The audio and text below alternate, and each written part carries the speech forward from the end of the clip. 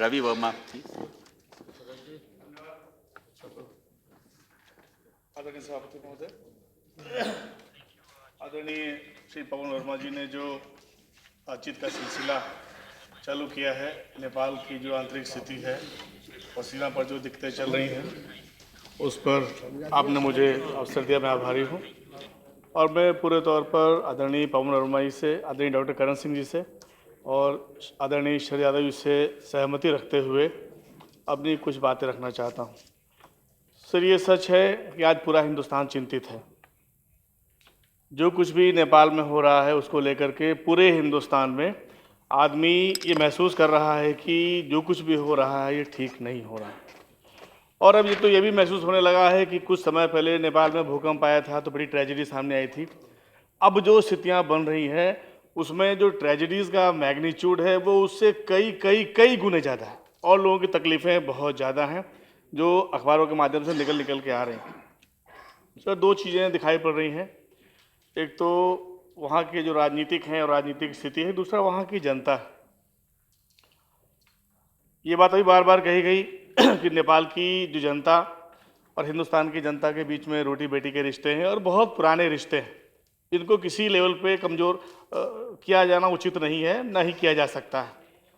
लेकिन आज जो स्थिति सामने आ रही है कि अंतरिम संविधान जब बना, जिस तरीके से जो राजा ज्ञानेंद्र सिंह जी हैं उन्होंने 7 पार्टियों के अलायंस को सत्ता सौंपी, उसके बाद में घटनाक्रम चलता रहा, प्रोटोटाइप बनते रहे और लगभग ये निश्चित था कि उसी लाइन पर चलते हुए एक सेकुलर और एक इंक्लूसिव फेडरल कॉन्स्टिट्यूशन है वहाँ पर शेप लेगा, जिससे कि वहाँ पर खुशहाली आएगी और स्टेबिलिटी आएगी। लेकिन अचानक कुछ हुआ, अचानक कुछ ऐसा हुआ कि ये जो संविधान वहाँ लागू किया गया उसमें कुछ बहुत से महत्वपूर्ण प्रावधान बदल दिए गए और उससे नेपाल की जनता के दिल में दर्द पैदा हो गया। सर, बड़ी अजीब बात है। ये बात माननीय मंत्री जी ने अपने स्टेटमेंट में भी बताई और हम सब लोग भी जानते हैं कि माननीय प्रधानमंत्री जी भी नेपाल गए थे, वहाँ पर उनका बड़ा स्वागत हुआ था, लोगों ने बड़े उनको रिसीव किया था बड़ी खुशियों के साथ में। और वहाँ से भी लगातार डेलीगेशंस आके सरकार से, माननीय प्रधानमंत्री जी से और माननीय हमारे विदेश मंत्री से मिलते रहे। लेकिन जो मूड था, जो लोगों का मूड था, क्या कोई शंका थी? CPI communist party of Nepal के जिम्मेदार पदाधिकारी मिले। माननीय प्रधानमंत्री जी की बात कोइराला साहब से हुई जो तत्कालीन प्रधानमंत्री थे वहाँ के।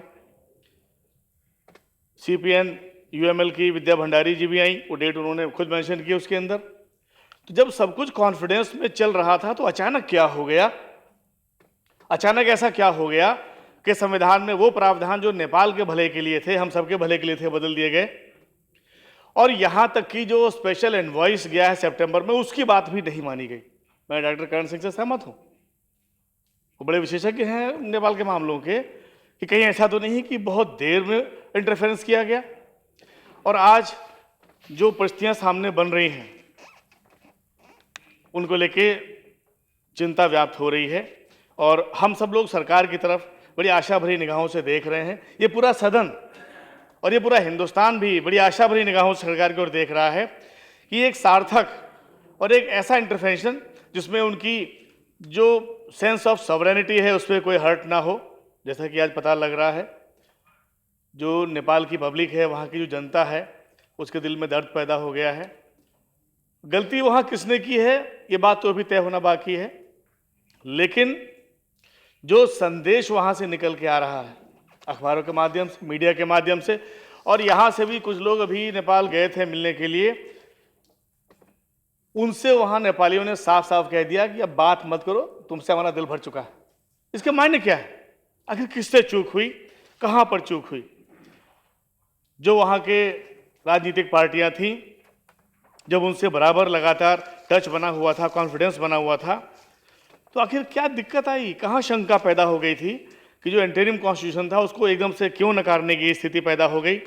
कहीं ऐसा तो नहीं है कि दूसरे कतिपय पड़ोसी देश जिनकी भावना हमारे प्रति अच्छी नहीं है, उन्होंने कहीं नेपाल के अंदर ऐसे मौके पर हस्तक्षेप किया वहाँ की राजनीतिक पार्टियों के साथ मिल करके और एक हिंदुस्तान के विरोधी एक एंटी इंडियन माहौल बनाने में वहाँ पर मदद करी और ऐसी परिस्थितियाँ बनाने में मदद करी कि जैसे माहौल हिंदुस्तान के खिलाफ हो।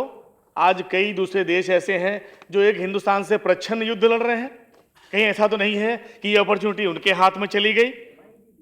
ये बहुत सरप्राइजिंग लगता है, ये बड़ी हैरत वाली बात लगती है कि इतनी पुरानी संबंधों और इतनी पुरानी परंपराओं और एक लंबे रिश्ते को दरकिनार करके एकदम से जो कहानी बनाई गई, उसमें जिस तरीके का संविधान लागू किया गया, जिसके बाबत अभी हमारे पूर्ववर्ती वक्ता बता रहे थे, उससे एक बहुत बड़ी आबादी, लगभग आधी से ज़्यादा आबादी जो मध्यस्थ प्रांत में रहती है, उसके दिल में दर्द पैदा हो गया और उन्होंने वहाँ पर ब्लॉकेड चालू किया।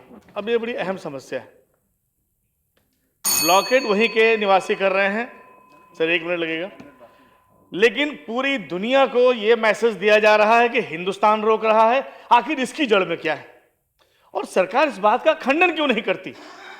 अपने लेवल पे जितने बड़े स्केल पे इस बात को फैलाया जा रहा है कि सारा ब्लॉकेड इंडियन अथॉरिटीज के द्वारा किया जा रहा है, ये सच नहीं है। तो ये सच आखिर सामने क्यों नहीं आ रहा? यह भी सच है कि जिन लोगों ने एक संविधान के प्रावधान को बदलने का काम किया है, वो लोग बड़े पैमाने पर मीडिया के माध्यम से और दूसरे माध्यमों से ये कहने का प्रयास कर रहे हैं कि हिंदुस्तान के माध्यम से, हिंदुस्तानी जो पैरामिलिट्री है एसएसबी के माध्यम से और दूसरी संस्थाओं के माध्यम से ब्लॉकेट किया जा रहा। सर परिस्थितियां बहुत दारुण हैं।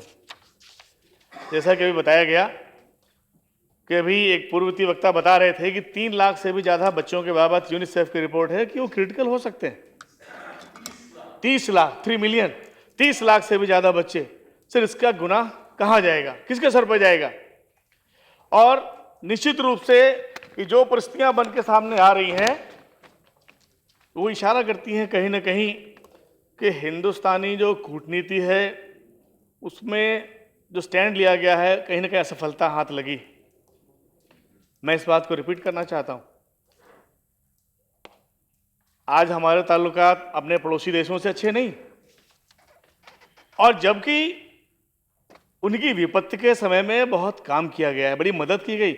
और माननीय प्रधानमंत्री जी ने ही नहीं, हिंदुस्तान की सरकार ने ही नहीं, कुल हिंदुस्तान की जनता ने, कुल हिंदुस्तानी जनता ने अपना दिल खोल के रख दिया था।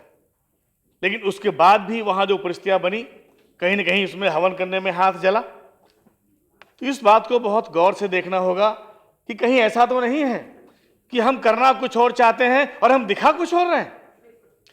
जो स्थिति सामने आ रही है, हम उनके भाई हैं, साथी हैं, सहयोगी हैं, लेकिन उनकी जो सॉवरेनिटी है, जो उनकी सार्वभौमिकता है, उस पर ओवरराइडिंग करके हम आगे वहां नहीं जा सकते। इस बात पे हमें गौर करना पड़ेगा।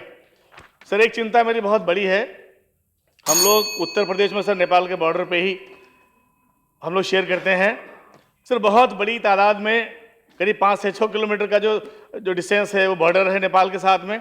और जो दूसरी हमारी जो स्टेट्स हैं, नेबरिंग स्टेट्स हैं, चाहे उत्तरांचल हो, चाहे बिहार हो, चाहे सिक्किम हो, चाहे वेस्ट बंगाल हो, सब मिला करके करीब 1700-1800 किलोमीटर का सीधे सीधे नेपाल से टच है। सर आज मधेशियों का आंदोलन, आज का जो ब्लॉकेड है वो शांतिपूर्ण है, वो ब्लॉकेड कर रहे हैं। लेकिन हमें शंका है, क्योंकि ये खबर दी गई थी कि हिंदुस्तान के और नेपाल के सीमांत पर आईएसआई के स्लीपर सेल काम कर रहे हैं। सर बहुत जरूरी बात मैं मेंशन करना चाह रहा हूं। आपके दूसरे भी स्पीकर हैं, वो भी बोल सकते हैं। अगर ये आंदोलन रेडिकल्स के हाथ में चला गया, अगर हमारी डिले के कारण, अगर हमारी लापरवाही के कारण, अगर वो नई उम्र के नौजवान जिनके सीने में गुस्सा भरा हुआ है उनके हाथ में आंदोलन चला गया, उन हालात में हिंदुस्तान की सीमाओं पर स्थिति क्या होगी, इस बात पर हमें गंभीरता से विचार करने की जरूरत है। सर मधेसी आंदोलन एक बहुत ही जेन्युइन कॉज के लिए है, लेकिन हमारे सामने सीमाएं। सच्चाई तो यह है कि भारत सरकार से हम लोग सब लोग मिलकर के ये आग्रह करना चाहते हैं कि बिना समय खराब किए हुए जल्दी से जल्दी सहमति लेकर के वहां उनकी वार्ता चालू कराने का काम करें। और बहुत से मधेसी ऐसे हैं जो चोट खाए हैं, भाग करके हिंदुस्तान में आ गए। उनकी किसी को चोट लगी है, किसी को दवाई की जरूरत है, किसी को मदद की जरूरत है। मैं भारत सरकार से आग्रह करना चाहता हूं कि मदद भी करें। और विशेष तौर पर यह ध्यान रखते हुए कि सर्दियां आ गई हैं और नेपाल में पहाड़ों पर हालात बहुत ही बद से बदतर होते जा रहे हैं, मुझे उम्मीद है कि जिस तरीके से भूकंप के काल में हिंदुस्तान ने नेपाल की मदद की थी, वैसे ही उच्च युद्ध स्तर पर आप लोग एक बार फिर से अपने नेपाली भाइयों की मदद करने के लिए सामने निकल के आगे आएंगे। धन्यवाद।